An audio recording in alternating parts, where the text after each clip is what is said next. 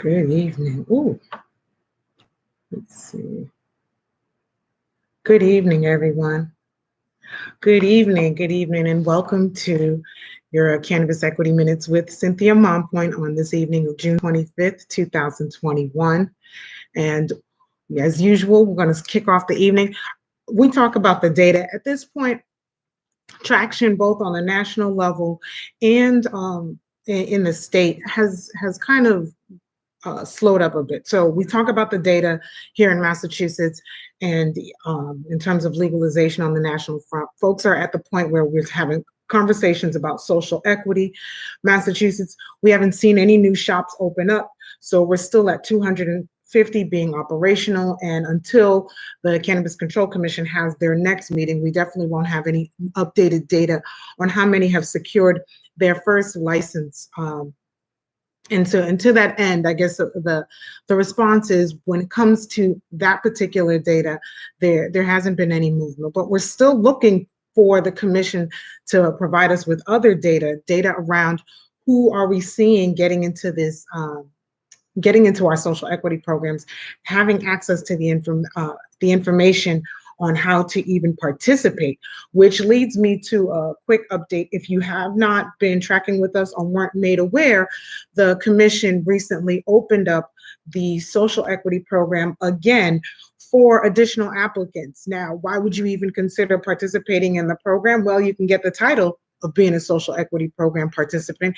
And if you have access to certain things, such as capital and perhaps network and even a facility, a location to secure and pursue a license, then you definitely want to look into the social equity program, because once you secure that title, which it's only a matter of the commission approving your application to the program, you don't have to go through the course, then you are able to leverage the benefits of being part of the program. Now, the course, meaning the technical assistance, that won't be available. According to the commission, they made changes, but last I heard, it won't be available until the fall of this year, after the window for applying for the program has closed. So if you're interested in that, by all means, take a look, and definitely secure the title. Just know that we have not solidified an avenue to move the needle when it comes to equitable participation. And we're still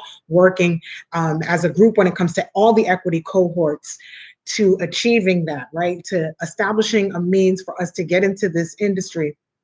Because as it stands, despite the fact that Massachusetts does have measures to support our participation, it's just the execution and the regulation of those measures have not aligned with prioritizing equity. Oh, I guess Twitter just knew this evening that they were going to play hardball with me, but that's okay. If you're watching on Twitter, know that this is live streamed on other media platforms, so you can always chime in there. So yeah, back to what I was saying here with equity in Massachusetts. Connecticut wants to profess that they have the most progressive language around social equity within their new bill. As you know, as many of you should know or may not know, July 1st, possession of cannabis, small amounts of cannabis, will be legal in Connecticut. New York is also another state that's definitely made some commitments around social equity. And so we're looking for the rollout when it comes to their regulatory body. What are the actual policies gonna look like? And when I come back to Massachusetts, we have several key measures in place that really should have fostered equitable participation. And you have to ask yourself why. And when we took the time to investigate, well, what was happening here in Massachusetts, and we said, well, we have caps on licenses, which is significant, especially when we think about the major operators that are coming into the state. We have in place, the regulatory body drafted a provision for positive impact plans. We have identified equitable participation as a priority and mandated in our legislation. And so we have these different elements and foundational pieces, if you will. But then when it came down for the decision making for who was going to actually leverage this priority position. And when I say the priority position, it's called the first mover's advantage in an industry that's new to a market. And that's what we saw here in Massachusetts starting in 2018, where their major operators came in and they leveraged their well-capitalized pockets to secure host community agreements, and then in effect secure licenses and the priority status in Massachusetts, leaving the equity participants kind of in the dust, if you will, being nice, when it comes to entering into this industry, and leaving us in a position where we are literally scrambling, trying to figure out how can we get in, how do we, try to forge relationships and partnerships and not get duped, and looking to the commission, who consistently said to us there isn't anything that they could do to assist us. However, each year they somehow figure out something else that they could do to assist us. Now, if you go back a year and a half ago, I did issue the Massachusetts Marijuana Social Equity Report, where I talked about things that the commission can do. Despite the oops, the mishaps, the missteps, whether they be intentional or accidental, the fact of the matter remains, these are the things that happened with the inauguration of our industry and the regulation of our industry here. And I identified things that we could do to shift gears and really put equity at the priority of that. And it wasn't too well received. You have to ask yourself, why are folks so married to an illusion or to fallen apples, I guess, that they would reject the opportunity to actually make change? Or was there never a desire to really make change, but just to look good on paper? And today I had spent some time working with my children, and Frederick Douglass came up, and there was just some certain quotes of Frederick Douglass that I came across, and I shared with the public. But it's, when we're talking about power, and this is a power issue here when you talk about equity, because it's those who have traditionally held power, those who have been in the maintained, or what the status quo currently is in this industry, have been white men. The data says it. It's not anything that I'm strumming the pains to. It is what it is, right? So if we want to have that shift in power, there's a level of demand that needs to take place, and that demand requires. It's not comfortable. It's not easy. And if you are doing something that's comfortable, if you are trying to work within the parameters that we've traditionally worked in the past, then you cannot possibly expect to see something different, right? And so here it is. We pushed proposals, recommendations, and things that we could do, opportunities that I saw here in this industry in Massachusetts, that not only would address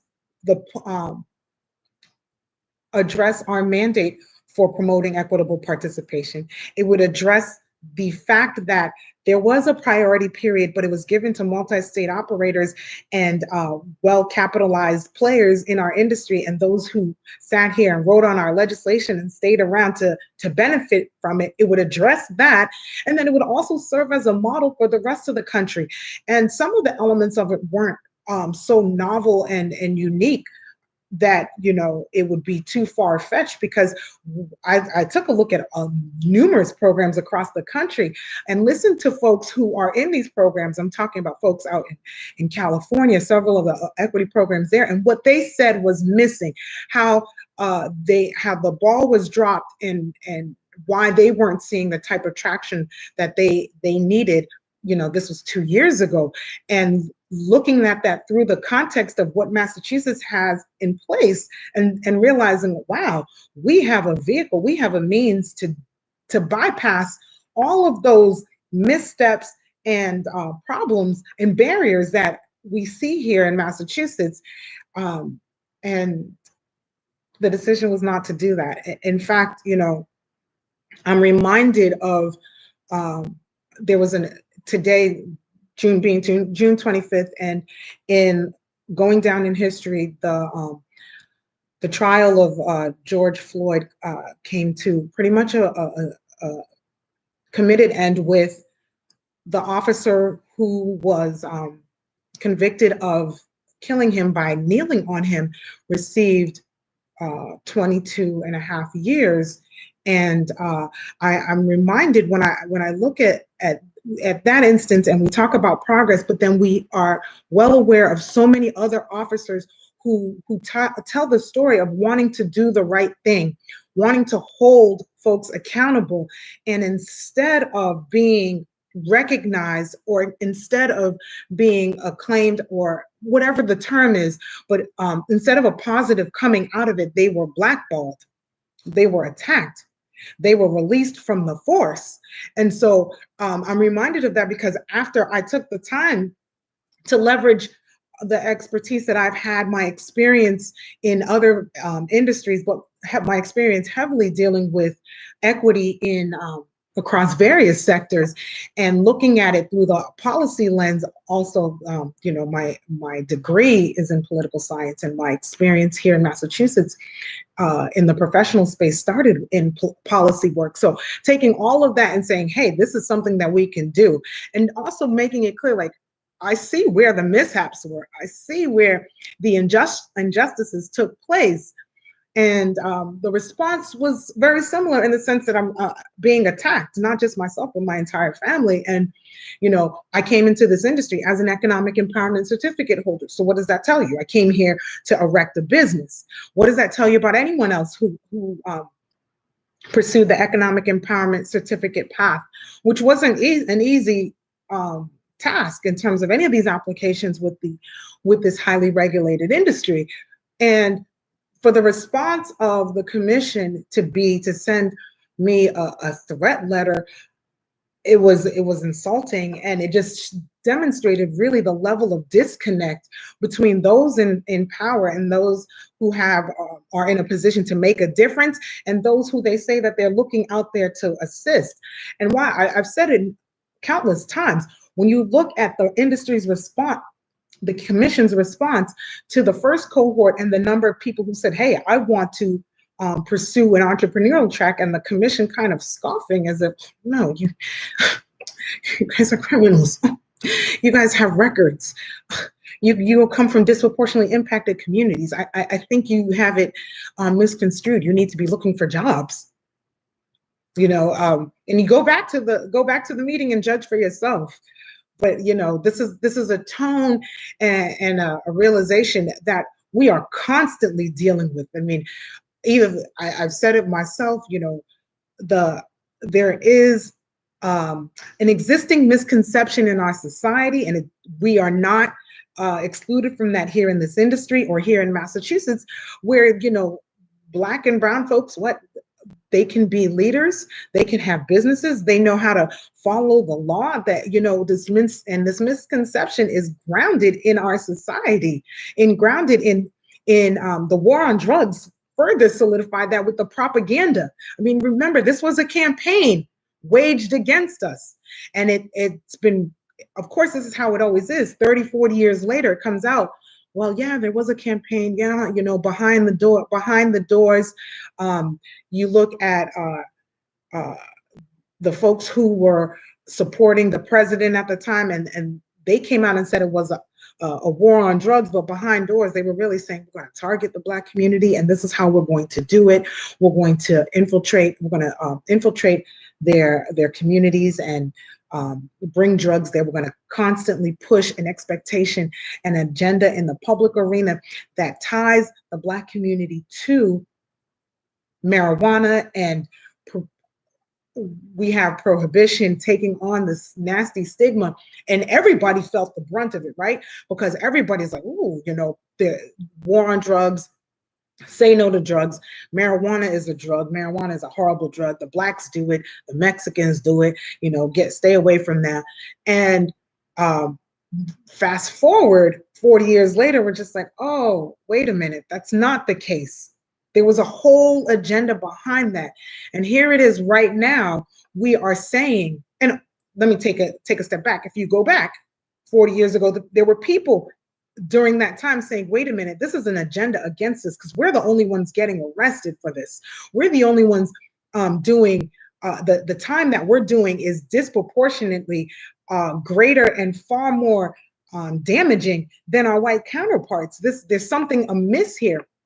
But no one wants to listen to folks when you have that stigma and that propaganda being placed in front of society. So here it is, we're dealing with the same thing in the with social equity, the whole concept of social equity. And the narratives is being taken and shifted, right?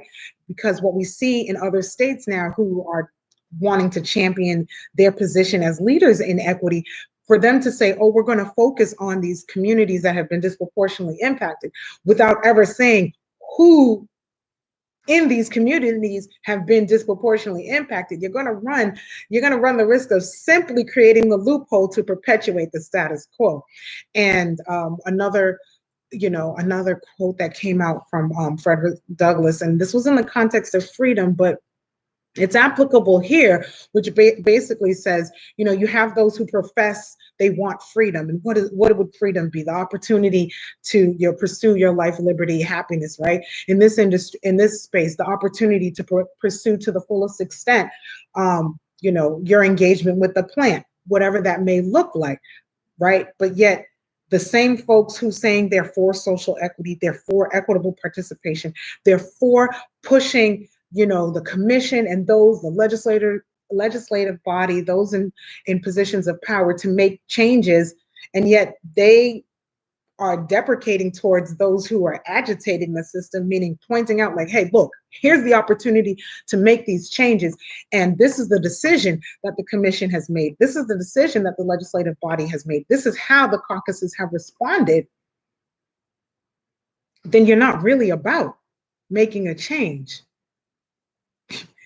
As in the words of Frederick Douglass, you want rain without the thunder and lightning, because it's not going to be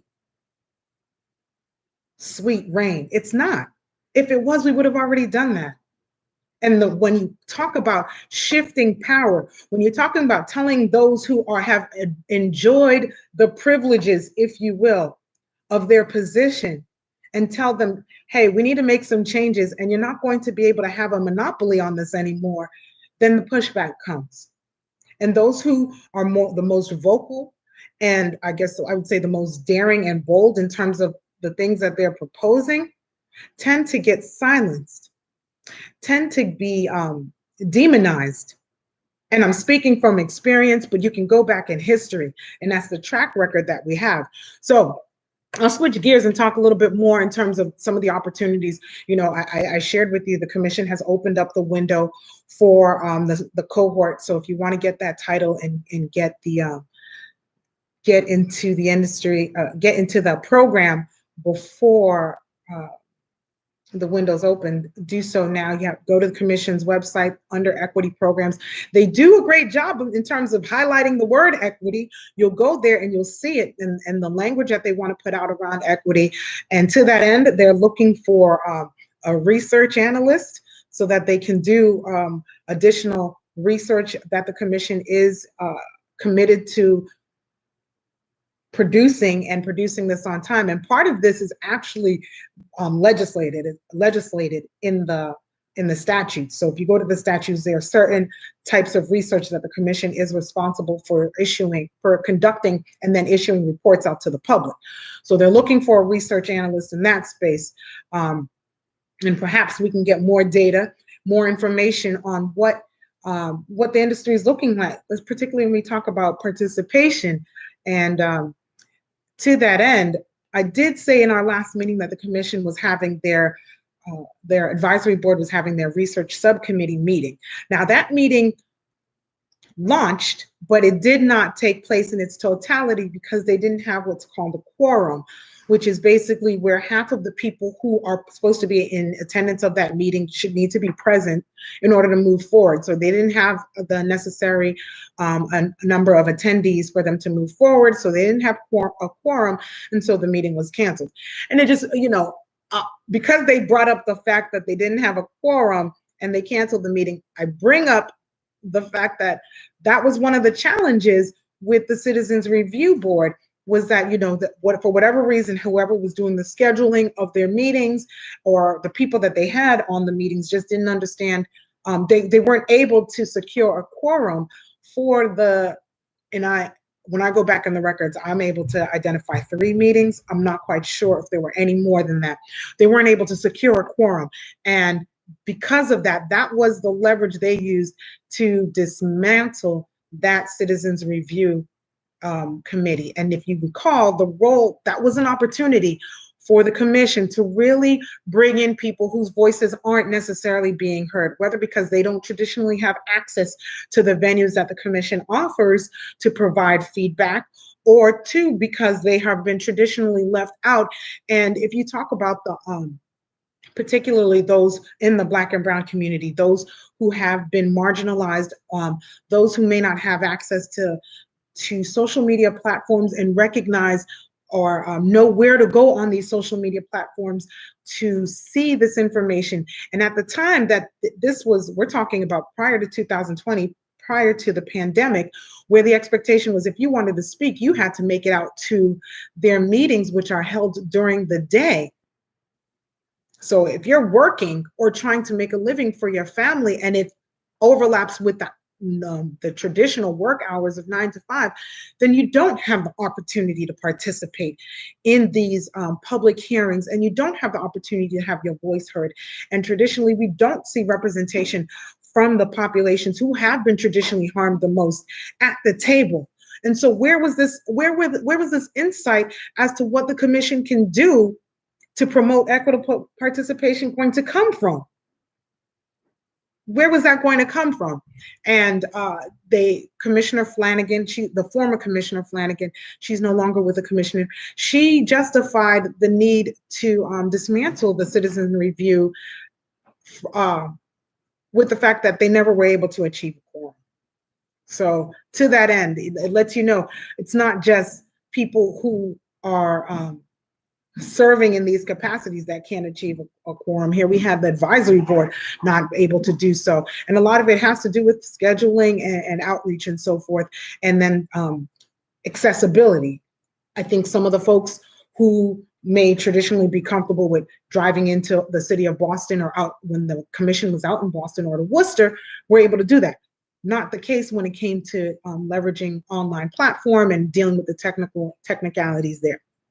So I'll leave that there. The other piece I want to highlight is another position that the commission is looking for, which is a constituent of, did I write it down? Constituent of Services.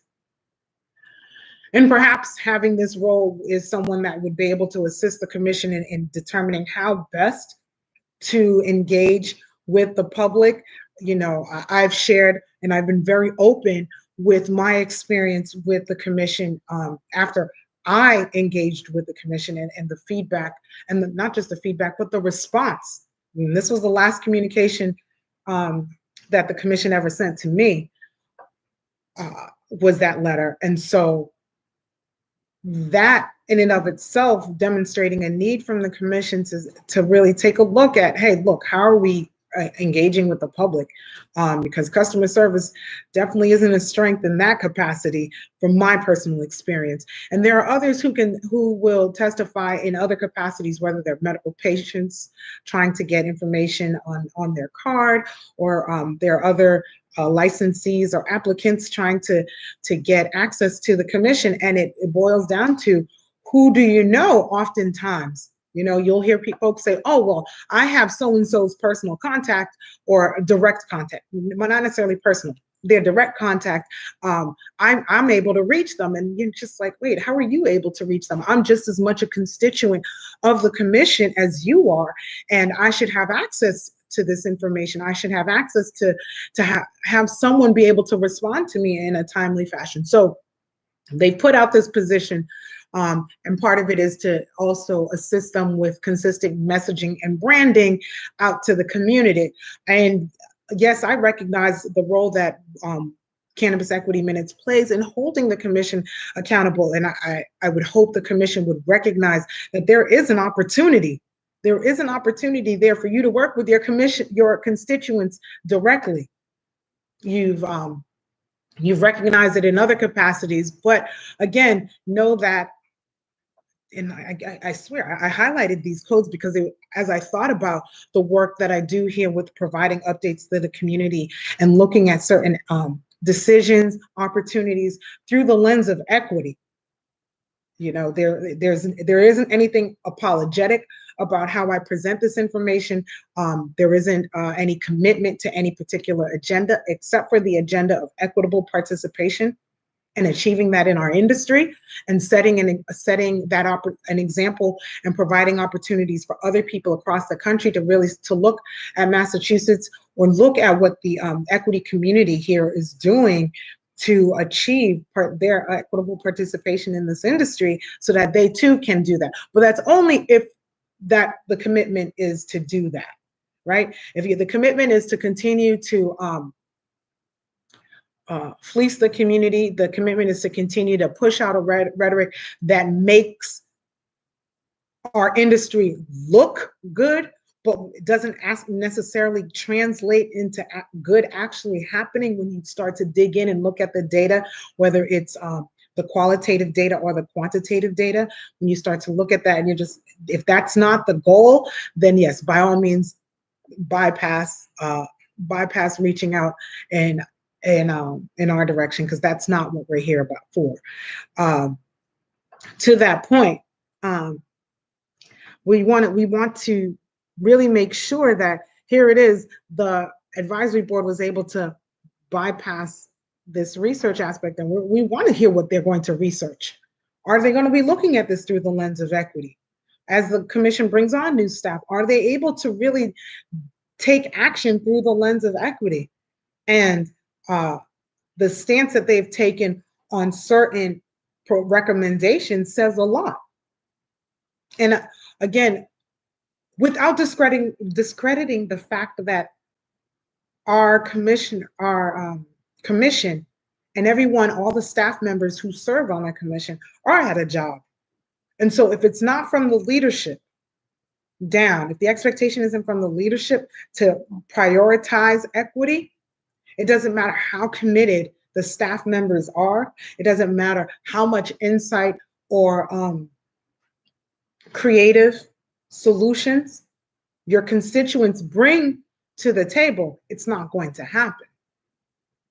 And we saw that since the inception or the launch of our regulatory body, and we're still struggling with it to this day. So with that, you know, there are some updates I do owe the our community. I know, again, just looking at things through an equity lens, when we look at, you know, over thousands of pages of data that, or excuse me, information of content that the commission puts out, you know, who is holding these folks accountable to the same level of scrutiny that we are traditionally held to? And what do I mean by we? I mean Black and brown folks, especially in the professional space. There's just a level of expectation that we have, you know, and it doesn't have to be just in the professional space, but for purposes of this, you know, you talk about the people when you looked at suitability reviews, and we've spent time on it, so I won't belabor that this evening. But when you look at the conversations around suitability reviews, you know, we get suitability reviews for things like pointing out the obvious, pointing out discrepancy, pointing out disparity of treatment. We get suitability reviews that extend beyond what the regulatory language policy is. You know, it's where it says 10 years and they say, oh, well, we went back an additional 10 years. And you're just like, well, wait a minute, are you doing this for everyone?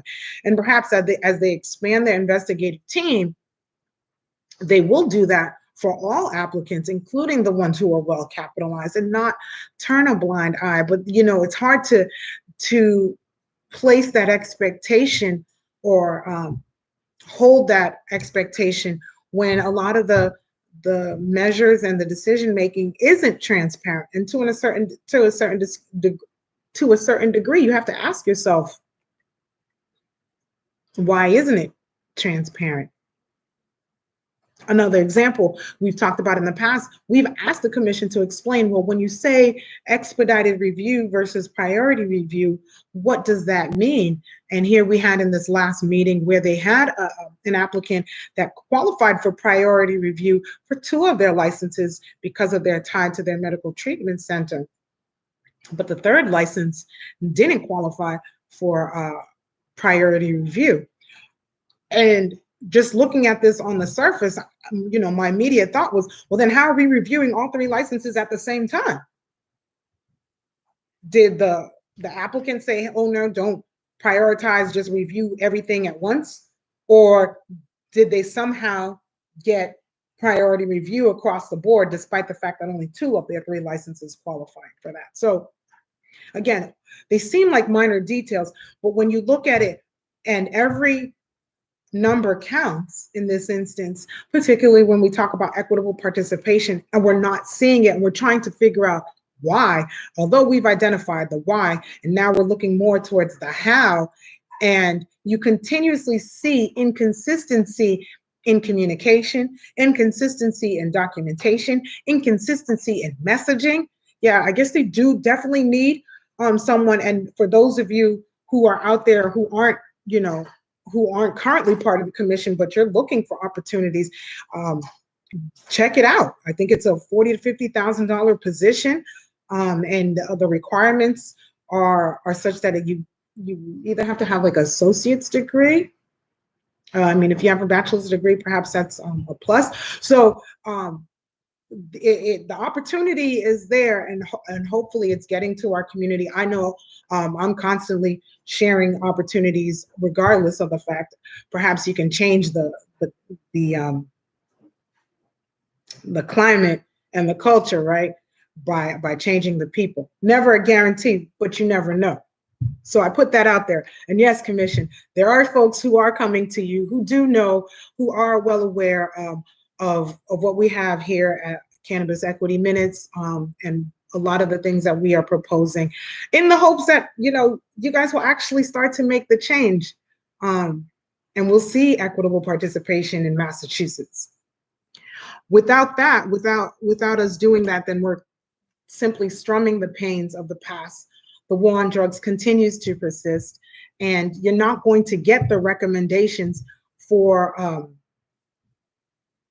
actions that you can take that are going to effectuate change. They're going to be actions that are going to stir the pot and simply muddy it. Case in point, yes, we're opening up our cohort to more folks, and we're reaching out and looking to see how can we tap into the community in different ways by going to other avenues or other outlets that our community is plugged into and letting them know about the opportunity. But have we addressed the barriers for those who are currently in your equity program? Have we held those who are currently in your industry accountable to positively impacting the communities that have been traditionally harmed the most by the war on drugs? If we haven't done that, if we're not pushing for equity in every capacity and just addressing this foundation, then yeah, we know Rome wasn't built in a day, but it's also not going to be built if the foundation isn't solid. It's going to be built on shaky grounds, on sand, if you will. And what will happen? We're going to be looking at an industry 5 years from now, 7 years from now, 10 years from now, that does not reflect the very population that we were looking to have equitable participation from. So with that, we're going to wrap up this evening. Stay tuned. Those of you, thank you for always tracking with us and chiming in on the various platforms. We appreciate the support. We appreciate those of you who are looking to try and effectuate equity in your various markets and reaching out to us. We are constantly, wanting to get that message out as to what you can do. If you haven't heard of the PIES program, check out any of the other videos. I talk about it quite a bit. We also have information looking to disseminate it in ways that are is easily digestible for people in various markets, because that's an opportunity that corporations, that existing entities, that businesses who are entering the industry and want to have a demonstrative impact in promoting equity, a demonstrative impact in addressing the war on drugs, then this is something that you definitely want to know more about and tap into and see what you can do and have and engage in your corporate social responsibility. Or if you are a municipality, if you are a town or a state official looking to say, wait, how do we as government officials support equitable participation within our industry, within our markets? There's an opportunity there as well. With that, I will wrap it up. Have a wonderful evening. Tune in on Tuesday. Perhaps I'll have more update in what has happened and transpired here in Massachusetts. More data update on another licensee being able to open up and operate, and definitely more updates on what we have going on the national front, particularly as we see more folks becoming vocal on the conversation of equity. But when we look at what they're actually proposing, questioning whether or not that's going to establish a foundation that's going to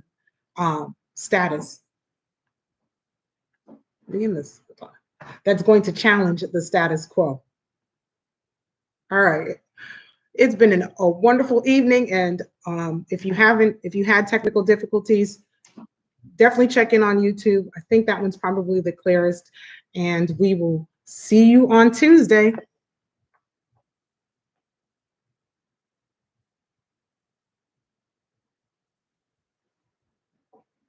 evening, everyone. Good evening, and welcome to